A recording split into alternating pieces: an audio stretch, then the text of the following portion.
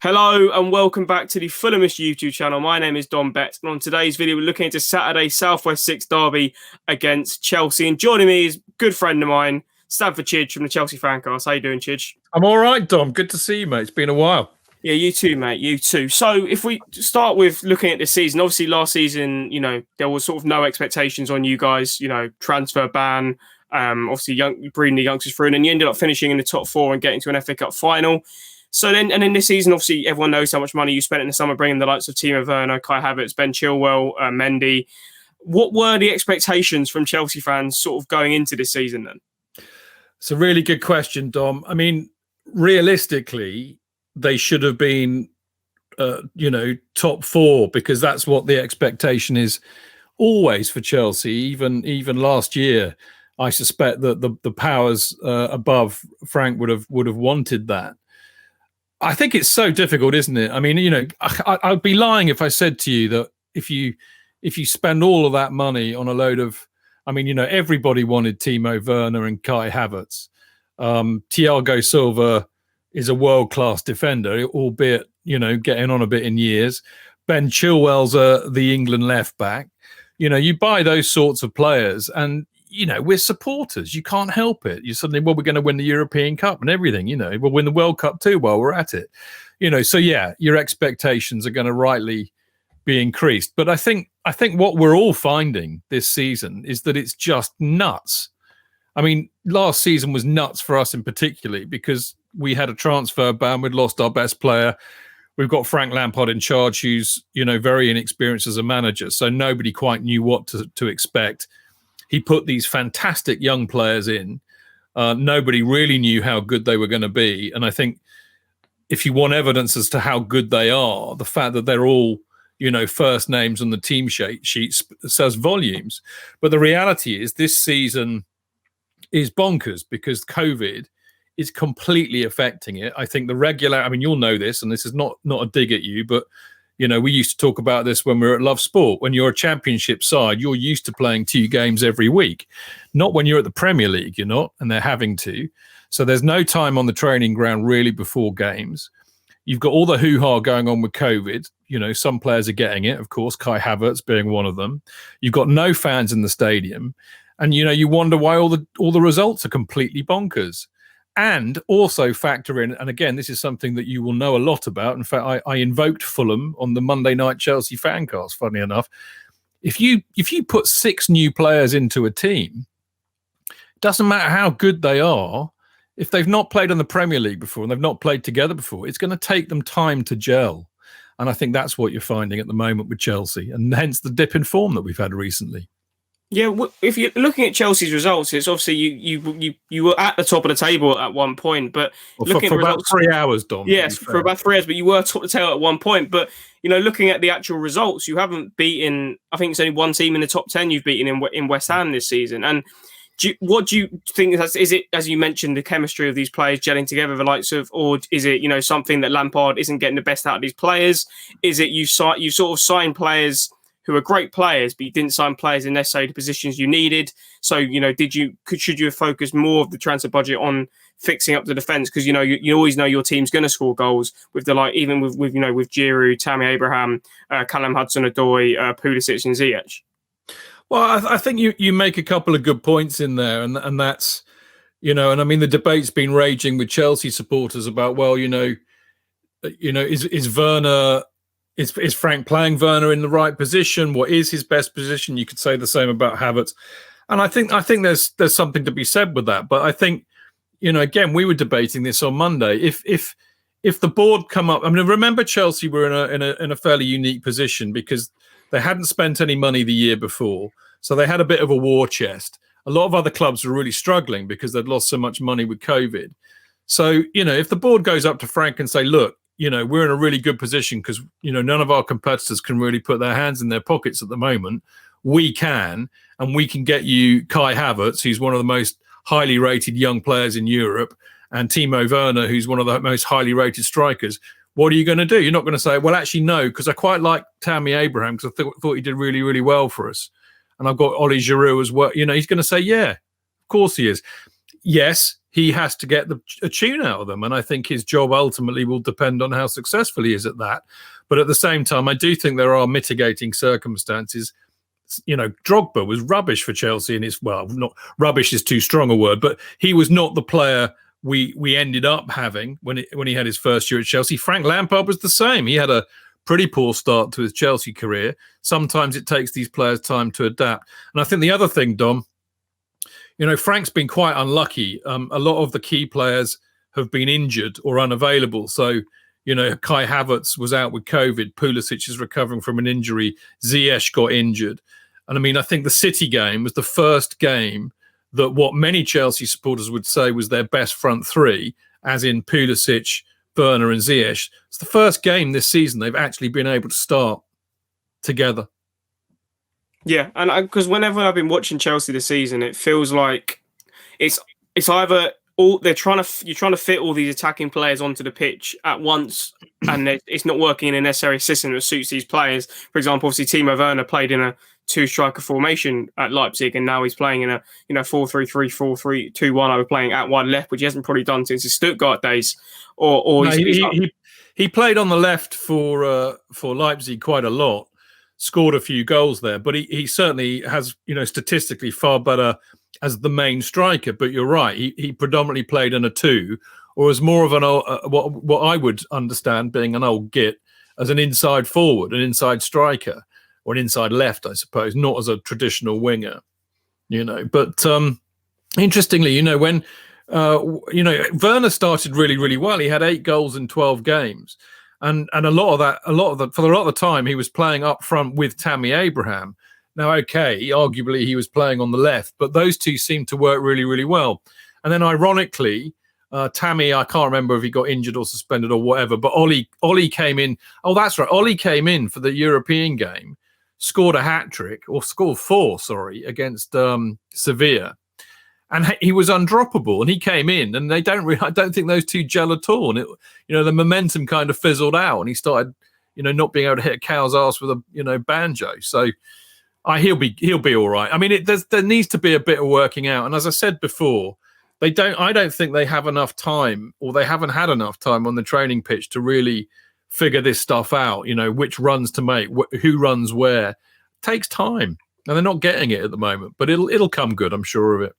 Obviously, they're too good of players for it not to. Yeah. Everyone knows the ability the players you brought in do have, as we saw, especially with Havertz and Werner for their respective Bundesliga clubs last season. Obviously, a big talking point from the media and from people outside of Chelsea is obviously Frank Lampard's. Has he got time at the club? We know how often Abramovich has sort of let go of managers before. What's been your take on Frank Lampard? Are you happy with him as Chelsea boss at the moment, or?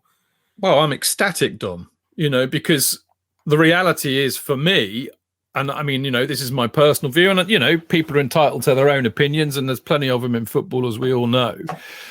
But, my love for Frank Lampard knows no bounds. I cannot believe how lucky I was to see his entire career at Chelsea. And he's the best player we've had at the club, statistically, certainly. And I absolutely love the guy. He's a very, very bright guy, and he will be a superb manager. But more important than that, and this is something that I keep reiterating to a lot of the bedwetters out there, Frank Lampard uniquely will make decisions, I think, that are in the best interest of Chelsea Football Club, because he cares about it in the same way that the likes of me do. He is not what Chelsea have normally had, which is a mercenary manager who's out there to up their own CV or build their own reputation or feather their own nest. So, we've gone through this. You can't deny and you can't argue that the way that Chelsea have run the football club for the last 15 years has been hugely successful. But you end up with this kind of wash, rinse, repeat cycle of a new elite manager comes in, throws out all the players he doesn't like, spends loads of money bringing in his own players, and then we go and win a title or a cup or whatever. He loses the plot after a couple of years, and they get another one in, and the cycle repeats. We've got a chance here, over and above whether it's Frank Lampard in charge or not, and I happen to think he's uniquely positioned to really make this plan work, but finally do what Roman Abramovich always wanted to do, which is to fill that team with homegrown stars, the likes of Mason Mount, Reece James, so on and so forth. I think if you got like an Allegri in, or a Tuchel or a Nagelsmann or whoever, are they going to stick with the likes of Mason Mount? I mean, they should do, but are they? It's a doubt, isn't it? And the whole plan that we're supposed to have bought into 2 years ago goes down the toilet. And I'd hate to see that happen, because I think we've got a real chance to do it differently. And the likes of me can endure a bit of pain while that goes on, not winning a trophy for a few years. I could live with that if it meant that we could really do this in this way. But if you're used to winning a trophy every year, and you can't bear it if you don't, and I can understand why people get upset. So would you say the fans who are looking at it as we need someone, as you mentioned, like Nagelsmann, Allegri in, they're not sort of seeing what the actual plan with Lampard is in bringing through these youngsters? They're sort of looking for that quick success. Obviously finished top four and got to the FA Cup final last season, looking for, pushing on, not necessarily a title charge, but, being in touch and distance of the likes of Liverpool and Man City, and, pushing far in Europe, going for an FA Cup or a League Cup. Do you think they're looking at too much of the short term and not looking what the long-term plan supposedly is with Frank Lampard? Yeah, totally. Because I mean, look, don't get me wrong, Dom. You know me for a while. I love winning football games. I love winning trophies. I mean, I've had more unbridled joy seeing Chelsea win trophies over the last 15 years than I certainly did for the 15 years before that. But there's more to it than that for me. And I mean, if Frank Lampard wins a cup or the league with Chelsea, I'm afraid that will mean more to me than seeing Chelsea win it with Antonio Conte. But I totally accept that a lot of people out there who support Chelsea will think I'm absolutely bonkers. But that's how I feel. In as much as if Tammy Abraham's a great success for Chelsea and bangs in, 20 goals in a season, that will give me more joy than it will do to see somebody like Timo Werner do it. It's about the connection to the club. It defies logic. It's not what it's about. It's about a connection, an emotional attachment to it. And people like Tammy have grown up with the club. He has an emotional attachment to it like I do. Frank Lampard spent most of his adult career at Chelsea. He has an emotional attachment to it like I do. Therefore, for people like me, it will mean more. Yeah, if we look ahead to the game on Saturday, obviously, Fife Cup, obviously it's been moved from the Friday night forward because of our game. Because I wanted to go to the pub, Dom. That's what it was. Obviously, we got that point away at Spurs, our first London derby point in I don't even know how long. I think probably since 2013 in the Premier League. Obviously, we're on a decent run of form. Obviously, 5 draws in a row, but we are unbeaten in 5. We've that goal we conceded from Harry Kane was the first goal we've conceded from open play since I think beginning of December against Manchester City. So we've definitely shored up at the back. And, Fulham seem we're definitely structurally strong at the back. And it's just sort of us scoring the goals really is where the issues are coming from. And, what do you think are Chelsea's weaknesses that you've shown in the last month or so that you expect Scott Parker to try to exploit? Well, I think one thing we didn't touch on, when we were talking about Werner and Havertz and so on and so forth. But I think the big problem that we have really is the midfield. He hasn't quite nailed that down. I think ultimately, if Frank wants to play 4-3-3, and I think the evidence seems to indicate that he does, then Kante has to play, as the deep lying midfielder. And then Havertz and Mount play as 2 number 8s. And then he plays with Pulisic, Ziyech and Werner in the middle, possibly. I think that's what he wants to do. But the midfield hasn't really been working. And I think that's largely because Havertz is not quite back to full fitness and, of course, is still adapting to the league. And then the other problems that you've got up front, which I went to. I mean, I don't think there's any secret that Frank Lampard really, really wants Declan Rice.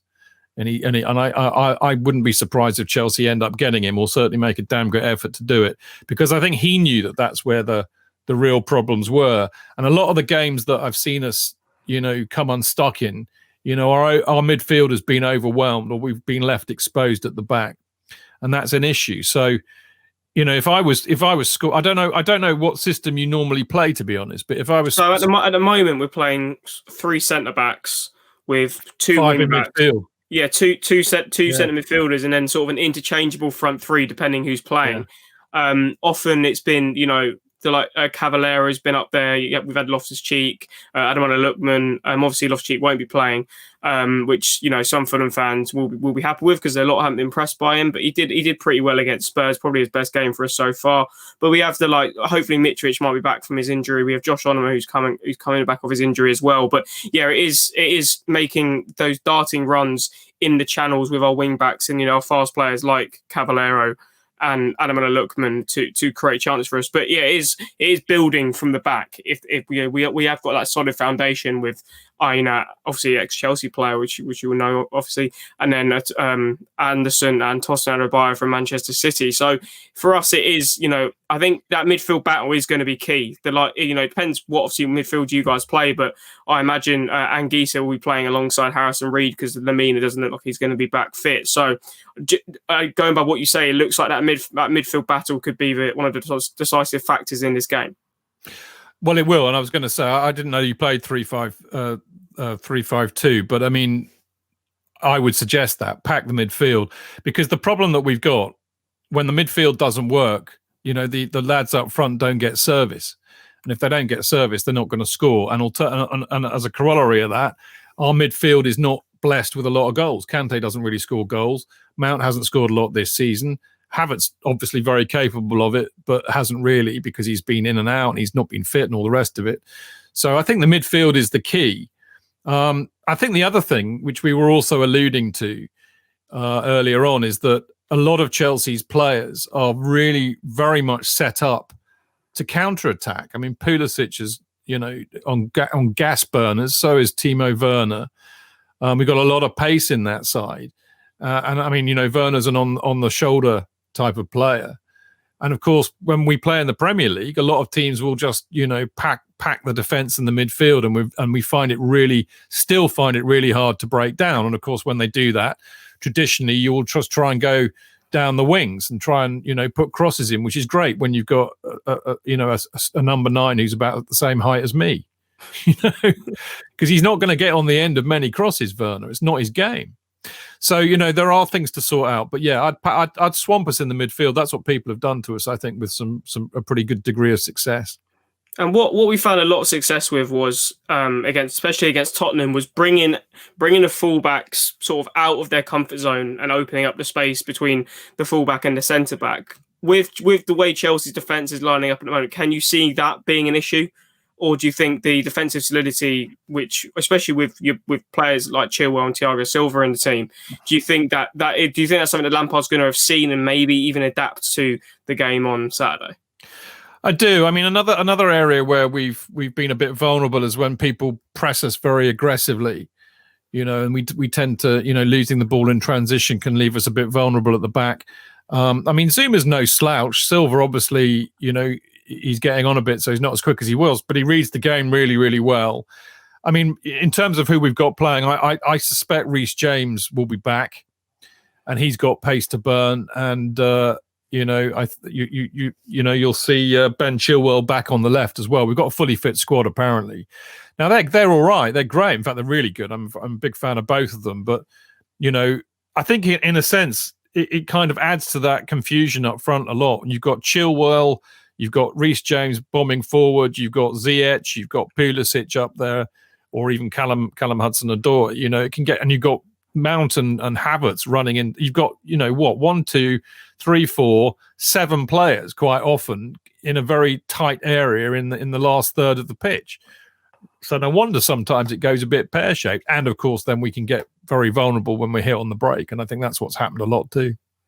Yeah, so I think that's the two areas where I imagine, from what Scott Parker has seen from Chelsea, especially recently, he'll be looking to sort of attack Chelsea with, is obviously packing that midfield area to try and combat, whatever combination Chelsea end up going with. And then especially, with the run when you had the set piece and Sterling completely ran through an entire sort of half the pitch unchallenged. I think, maybe Scott Parker might not, in certain set-piece scenarios, have all 11 players back. He might leave someone like Ademola Lookman if he's starting further up the pitch to use his burners to try getting behind his Chelsea team. But I think it's a game where it's not like if this game was at the beginning of the season, it would have been, oh, it's a certified Chelsea win here. But I think this game is I think both teams will be looking actually to get 3 points from this game. Obviously, you guys, because of your poor run league, and obviously you bounced back that win against Morecambe in obviously in the FA Cup. Us guys, because we got a point away at Spurs. We're unbeaten in 4 or 5 games with the draws now. Seeing we can finally get a win over you guys, it's been about 15 years since that Boa Morte goal against you lot, and I think that it's going to be a very interesting game to see tactically how the teams try to counteract each other, because that's what Scott Parker, I'd say, does very well. As he seems to be better in the Premier League than he was in the Championship last season, but he also seems to get it right in the big games. I'm thinking in the playoffs he got it right, obviously in the playoff final as well against Brentford. The game against Tottenham on Wednesday night. In the big games, he does seem to have a plan. He doesn't seem to just stick with what's working. He does adapt things slightly. Have you seen that from Lampard as well? Yeah, I think it's a load of old rubbish that's being spouted at the moment about tactically he doesn't know what he's doing. I mean, he was tactically good enough to beat Jurgen Klopp last season. He was tactically good enough to beat Pep Guardiola last season. He was tactically good enough to beat Jose Mourinho twice last season. So, I think it's nonsense that Frank doesn't know what he's doing tactically. It'll be interesting. I think, no matter how much I try and deny it, Dom, that Lampard's under pressure. This is Chelsea Football Club, and every manager who goes there is under pressure, and most of that pressure actually will be Frank putting it on himself. And there is no doubt that our form in December was absolutely awful. And I think there's another thing to throw in the mix there. I mean, other than anything that we did wrong tactically, I mean, I happen to think that we set up the wrong way against City. We should have really been far more, resilient and defensively minded with that, frankly, and tried to hit him on the break. We were awful against Arsenal, but a lot of it is legginess. I think that Frank was very keen on having this very high, energetic press early in the season, and I just wonder how sustainable it is. A bit like what happens to Leeds teams in March; they all kind of fizzle out because Bielsa works them hard. So there's a lot of wondering about that.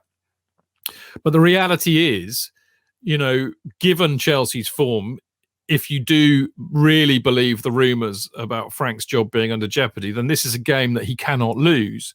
We're already in that territory now. So given that he it's more cannot lose than must win, if you see what I mean. I mean, I know a lot of people would be very unhappy if we drew with Fulham at home, and maybe questions would be asked. But it would be far worse to lose to Fulham at home. There's no doubt about that. And I think maybe Scott Parker might approach it the same way, that this is a game he doesn't have to win because he's not expected to win it, but a point would be great for Scott. Certainly in the bigger scheme of things, in terms of trying to stay in the division. And I mean, I have watched a few. I mean, I didn't see the Spurs game this week, but drawing at home to Spurs is a good result for Fulham, no doubt about that. I saw the game against Everton and thought, that you were excellent against Everton. And drawing 0-0 at home to Southampton has to be seen as a really, really good result, because Southampton are fantastic this season. You drew against Liverpool, for God's sake. So you've had, against the big teams, the teams in the top 10, if you like, you've had some really good results, but they've mainly been draws.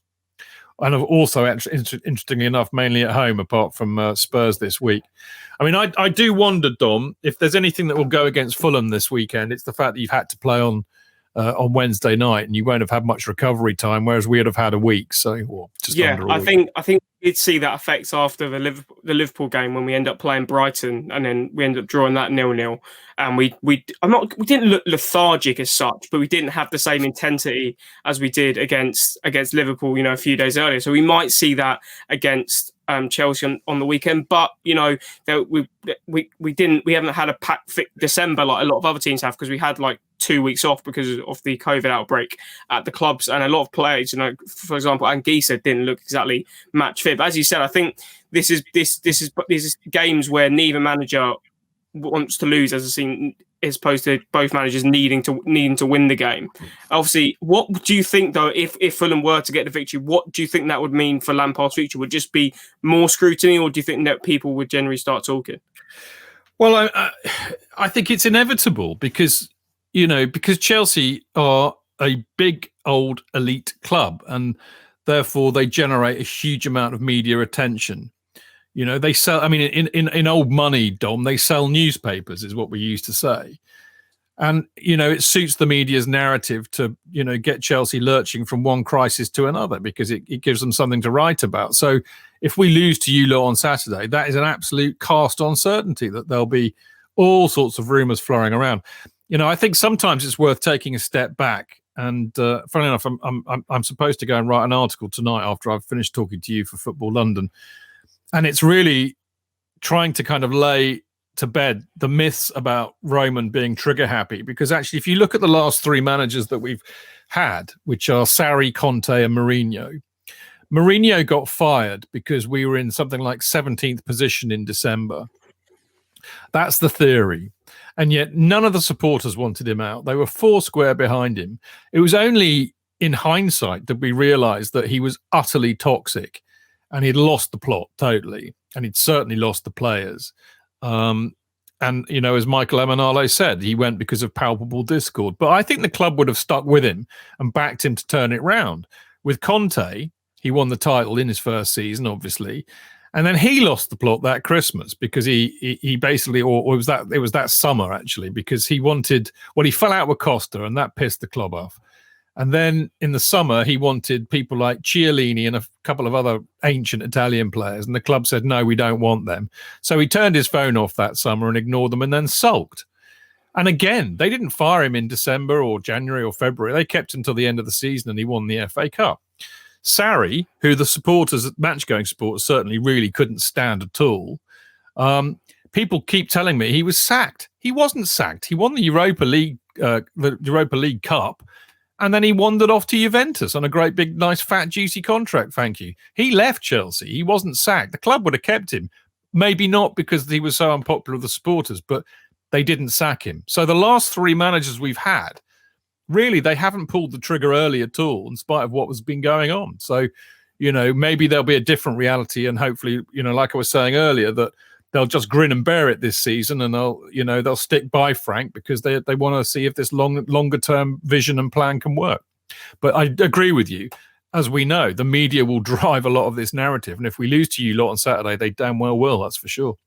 So one last question: how do you see the game going on Saturday? Obviously, it's fairly hard to judge, really, because you know we're sort of on the up. You guys obviously won in the FA Cup, but you've had a very, very poor December in the Premier League. But if you're analysing this game, sort of how do you see it faring? I mean, one of the joys of watching Chelsea nowadays is that it's kind of like watching Chelsea in the old days. You never quite know what Chelsea's going to turn up. You know, on their day, all gelling, all playing well, they're absolutely capable of beating anybody. They've got the talent there to do it.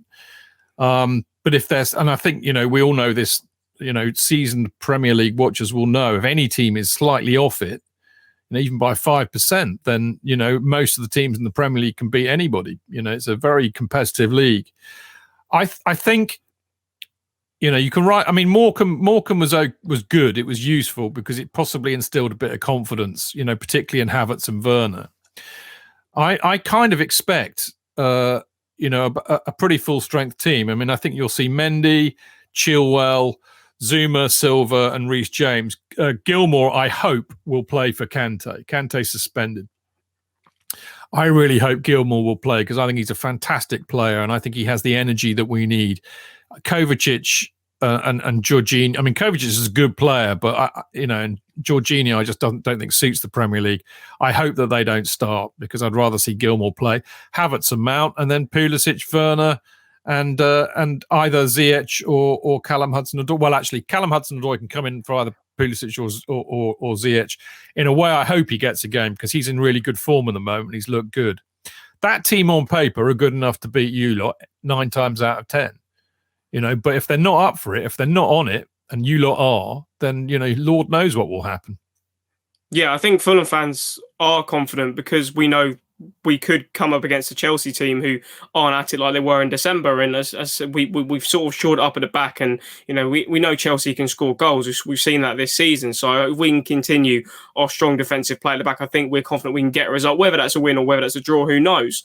But I think we're just looking to continue this momentum we've got. We have the 5 draws in the league. We beat QPR just about in the FA Cup, so we are continuing this sort of momentum. Obviously, the 2 weeks off didn't exactly help, but yeah, Chidge, you're going to be speaking to Sammy on your podcast. Do you want to let everyone know where they can find that once everyone listens to it and when it will be going up? Yeah, well, we kick off at 7:00. Sammy will be on at around 7:20 p.m. tomorrow night, Friday night, and we do it live. So we're on mixlr.com, mixlr.com/Chelsea hyphen Fancast, I think it is. And then we put it out as a podcast later on, and that's available on Acast, Spotify, SoundCloud, iTunes, Podbean, and many other worse podcast distributors than that. Yes, everyone, make sure to check it out, the Chelsea Fancast. We're going to be in a chat with Sammy. I'm sure they'll be very welcoming, as per usual, with Mr. Sammy James. But yeah, Chidge, thank you very much for coming on. Pleasure, mate. Good to see you, as always. You too, mate. This has been the Fulham's YouTube channel. This has been our preview for the Chelsea game on Saturday. You Whites.